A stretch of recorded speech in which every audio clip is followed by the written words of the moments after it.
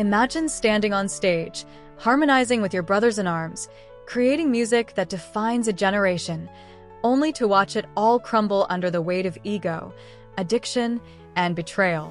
This is the story of Graham Nash, the soulful voice behind the Hollies and Crosby, Stills, Nash and Young, CSNY, who, at 83, has just laid bare the triumphs and tragedies of his storied career in a jaw-dropping interview. From the highs of crafting anthems like Ohio to the lows of losing his bandmate David Crosby to drugs and bitterness, Nash's revelations are a roller coaster of emotion that will leave you questioning the cost of fame.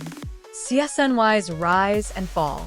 In the late 1960s, Graham Nash, fresh from the British pop sensation The Hollies, joined forces with David Crosby, Stephen Stills, and later Neil Young to form CSNY, a supergroup that would redefine folk rock. Their harmonies were electric, their lyrics raw, their impact undeniable. But behind the music, chaos brewed. Nash, in a candid moment, revealed to Vulture, "We were a ball of mud spinning in space, and we were tearing each other apart."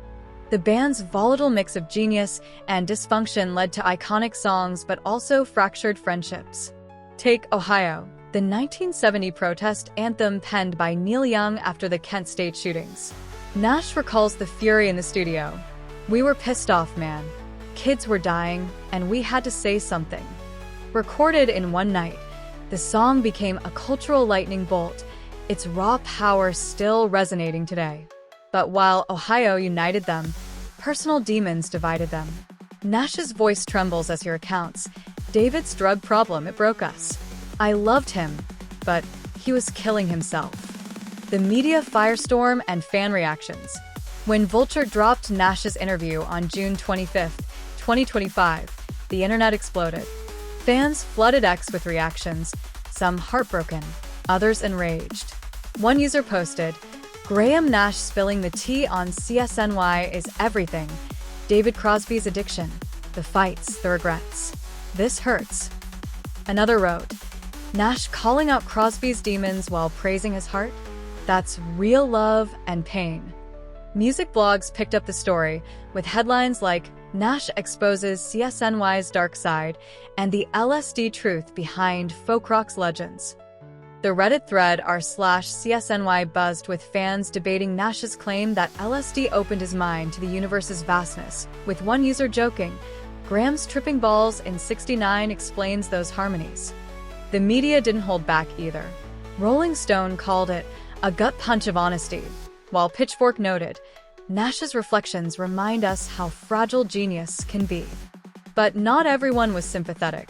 Some X-users accused Nash of airing dirty laundry, with one writing, "Why drag Crosby's name through the mud now? Let the man rest." The polarized reactions only amplified the drama, proving CSNY's legacy still burns hot. The songs that saved him. Nash's career is a tapestry of hits, each woven with personal meaning.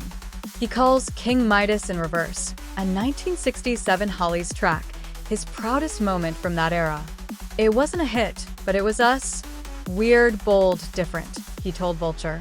The song's experimental strings and dark lyrics hinted at Nash's hunger to break free from pop's constraints. Then there's Wasted on the Way, a 1982 CSNY track that Nash says was his therapy. "I was looking at all the time we lost fighting, getting high, being idiots," he admitted. The song's wistful melody and lyrics about missed chances hit fans hard, with one X-user posting, "Hearing Nash sing about regret in Wasted always gets me. He's lived it." Another personal favorite, Better Days from 1971, was Nash's lifeline during a dark period. "I was falling apart, but that song reminded me to keep going," he said, his voice heavy with memory. Nash also tipped his hat to Paul Simon's Still Crazy After All These Years, a song he wishes he'd written.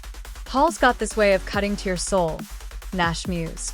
"That song's about surviving love, loss, everything." It's a rare moment of humility from a man who's penned anthems that shaped rock history. A friendship lost. The heart of Nash's interview lies in his complicated love for David Crosby, who died in 2023. The two were once inseparable, their harmonies the backbone of CSNY's sound. Nash shared a bittersweet memory. During a low point, Crosby gifted him a Martin guitar, saying, "You need this more than I do."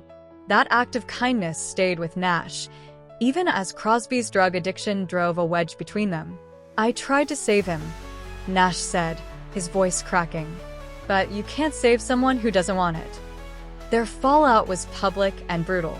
By 2010, a CSNY reunion album fell apart when Crosby relapsed. Nash recalled, "We were so close to something great, but David was too far gone." Fans felt the loss too.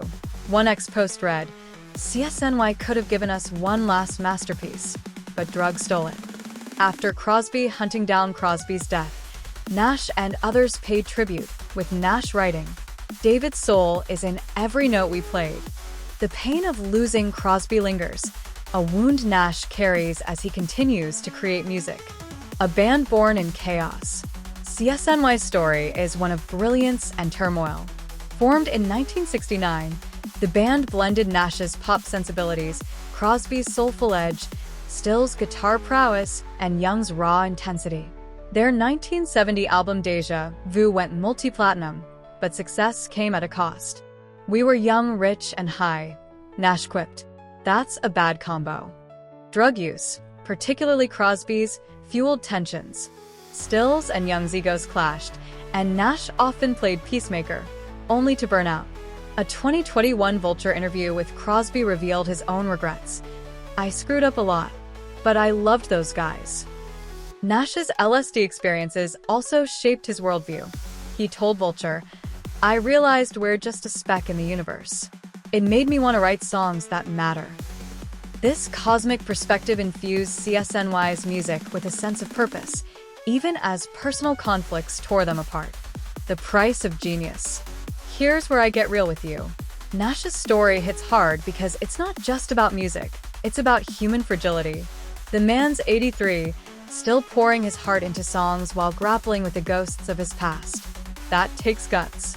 I admire Nash's honesty, but it stings to hear how addiction and pride destroyed what could have been. CSNY's music was a gift to the world, but it came at the cost of their brotherhood. It makes you wonder, is genius worth the pain? I think Nash would say yes, but only because music was his salvation. What's your take on Nash's revelations? Did he go too far sharing Crosby's struggles? Or is this the raw truth we need to hear? Which CSNY song hits you the hardest and why? Drop your thoughts in the comments. I want to hear your stories. If this deep dive into Graham Nash's world rocked your soul, smash that like button and subscribe for more untold stories from music's greatest legends.